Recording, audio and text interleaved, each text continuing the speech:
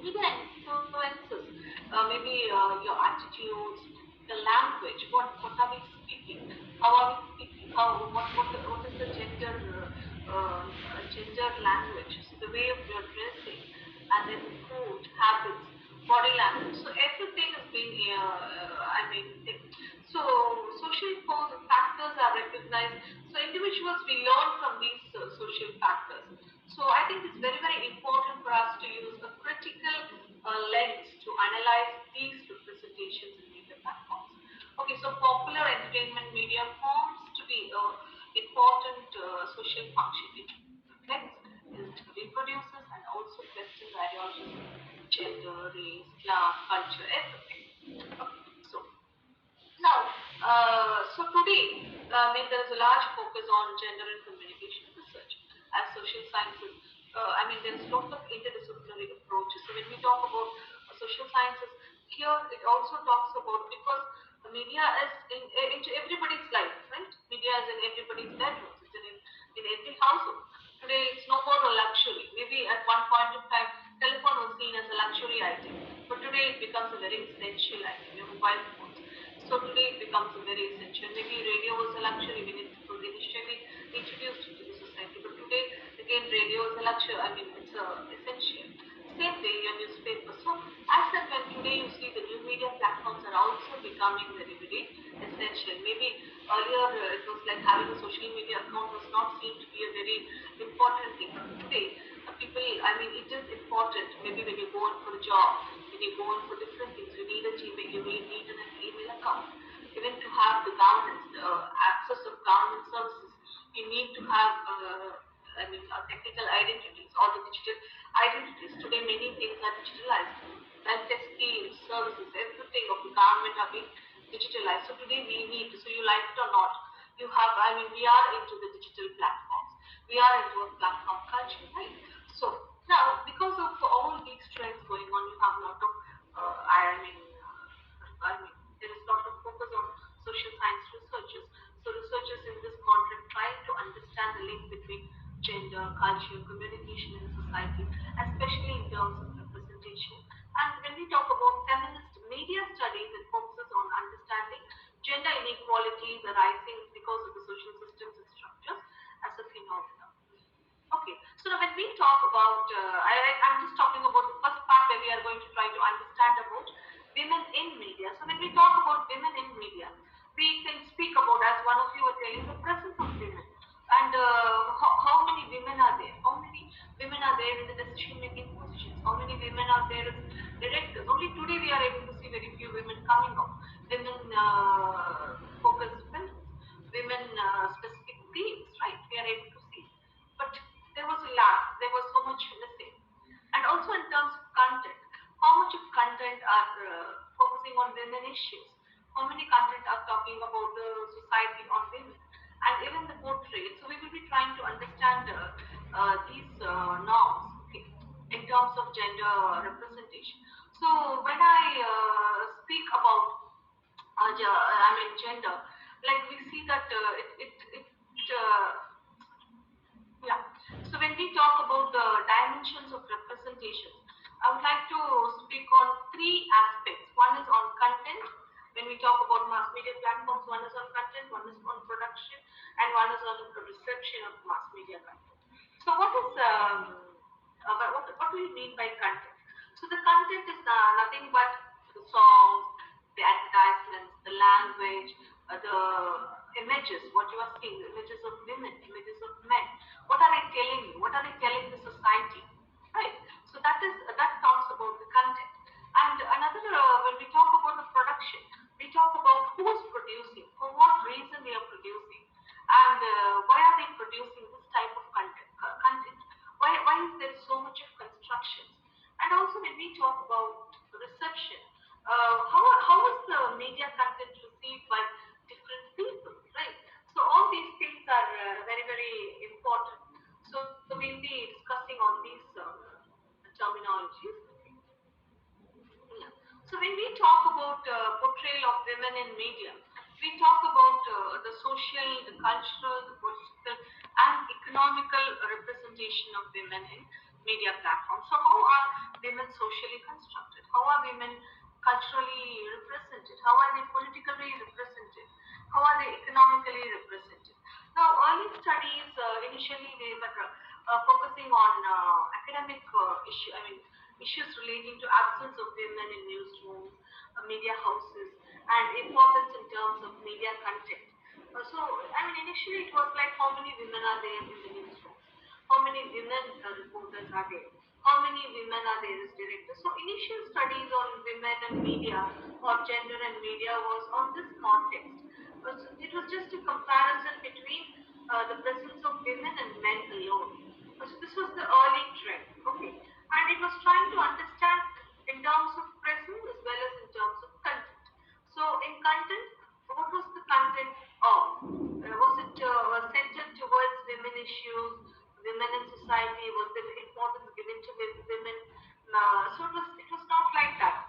It was mainly hero-centered approach.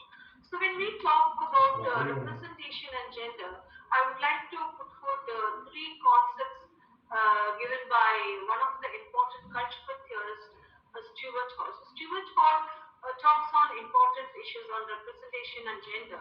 So he tells about omission, trivialization, and condemnation. So we will be seeing one by one what we mean by omission, what we mean by trivialization, and what we mean by condemnation. Okay. So, when we talk about omission, many researchers were able to see you don't see prominent women-centered roles. You just take for that any regional films. Maybe every year you may have very few films that talk on women issues, like the one on the Great Indian Kitchen.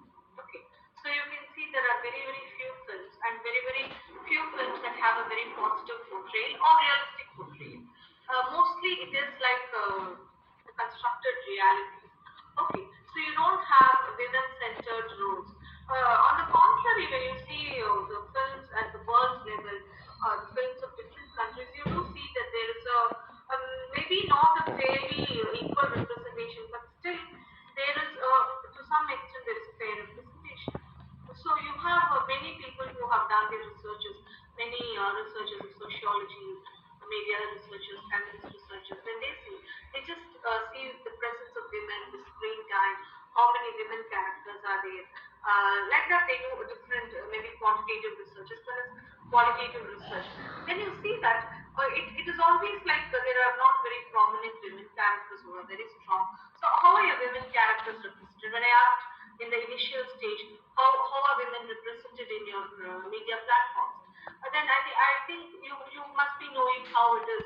So it is like the strong women, the women who are assertive as role models. You don't see many women of that sort in your screens. Maybe we see are those that type of women in your home, your mothers, your teachers, your schoolmates, or yourselves. Maybe you can just reflect and see how strong as a woman you are, right? Maybe you are not the woman who you see in screens. Maybe your heroines or the women in the screens are always maybe they act stupidities. They are always concerned about their beauty. They are always naive and they are dependent on people. But you know the women among you, your friends, your classmates. You know how strong your women are, how strong your teachers, how strong characters you are able to see. So maybe you see predominantly a higher percentage of women who are assertive, your mothers, the women in different platforms. But this part is being omitted in the screens, in your media platforms. You don't see this type of women. Maybe you did not see in the earlier stages. Maybe, but today you have your OTT platforms, your new media platforms giving you women who are assertive, women who are prominent, women who are strong, right? So, what can this type of omission do to the society? Now, it implies that women are inferior or they do not have a role in the society. And it also approves the secondary status as manifestation. And it destroys reality and strengthens its acceptance. You accept, okay, yes, as a woman, I should be low. Maybe I should adhere to these norms. Now here, we talk about the rights. We talk about the discriminatory practices. Now, this discriminatory practice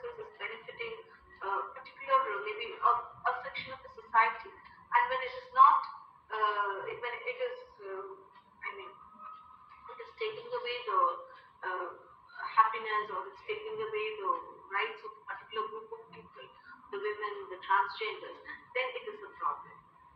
So maybe the gender practices, when it becomes a problem is when it is taking away, when it is denying the rights of a particular group of people, and when a particular group of people are not treated equally on par with the other human beings, right?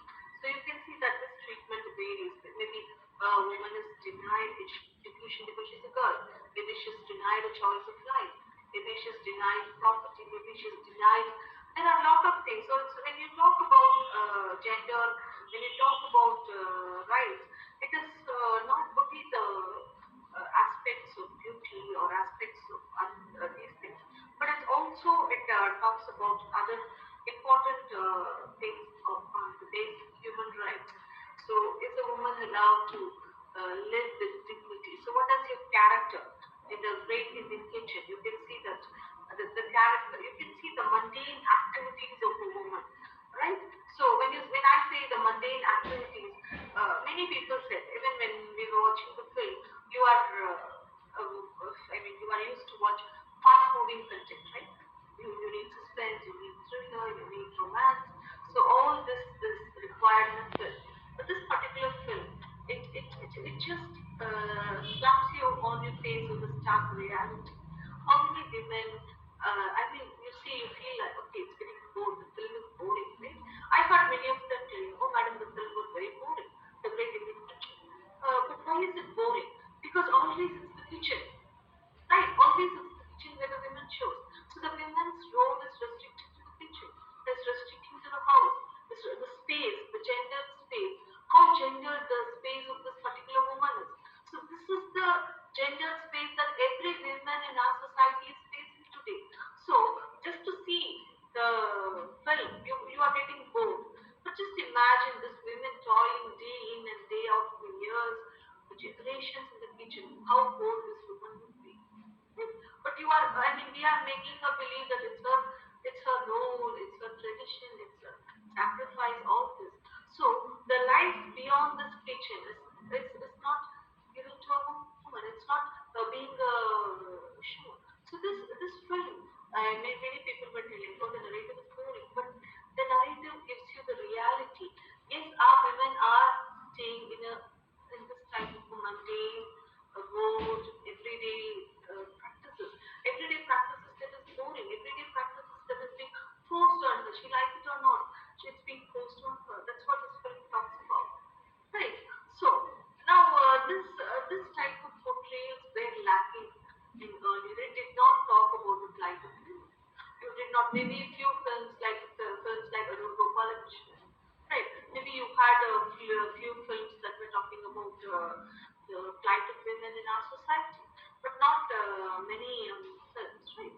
So you had this omission where it did not happen. So this is what Stuart Hall also tells that a representation is not full or is not for equal when you have omissions. As selective omissions, you don't want to show an insult to women.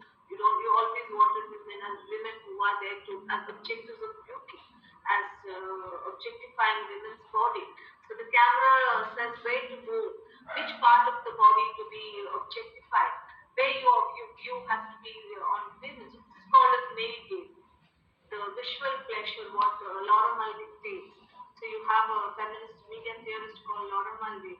So she talks about in one of her important writing, one of the important book on visual pleasure. So here she talks about how male gaze is being constructed by the directors, how it's being constructed by the people who wanted you to see what. So they decide what you have to see. So this is the voyeurism what you are exposed to. So your camera moves over the parts of the body of the women, and it does where you have to point your gaze, right? So this here, now this is not something which happens, but it is constructing how the society should see a woman, where to see it, how to see it, why to see it, right? So these are the things I would say. Okay, when you talk about trivialization, when I say trivialization is you are mocking. It's like mocking of certain women. Normally, you see characters of certain women being mocked, being ridiculed. being put down by the masculinity, the forces of masculinity, the heroes. You always see them trivializing the woman who is very assertive. So automatically, this woman has to come and fall at the feet of the heroes. So your narratives, the constructions in your narratives are of this sort. So when you consider the narratives of your films or even your narratives of your advertisements. So all these narratives are, it trivializes, it mocks, it ridicules sarcastic presentations of assertive women. It does not like assertive women. And then it does not like independent women. And then it becomes, I mean, women, they become elements of mockery. Right? So only women, you have the good women, the bad women binary.